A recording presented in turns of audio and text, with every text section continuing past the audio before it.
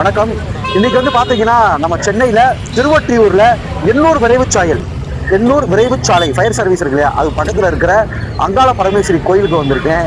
ஓகேங்களா, இந்த கோயிலுக்கு நான் மெயினா வந்ததோட காரணம் இன்னைக்கு பாத்தீங்கன்னா அங்காள பரமேஸ்வரியை தரிசிக்கிறதுல உண்மையிலேயே ஒரு நல்ல ஒரு வைப்பு கிடைக்கும் அப்படின்றதுக்காக நான் வந்திருக்கேன். எனக்கு நல்ல ஒரு மன நிம்மதி இருந்துச்சு.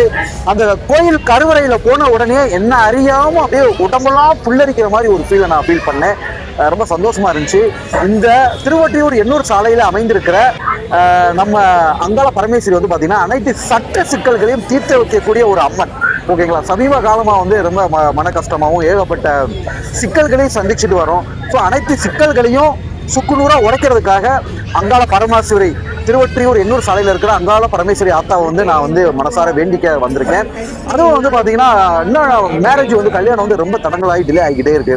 ஓகேங்களா, ஸோ எனக்கு ராகு கேது தோஷங்கள்லாம் இருக்கு.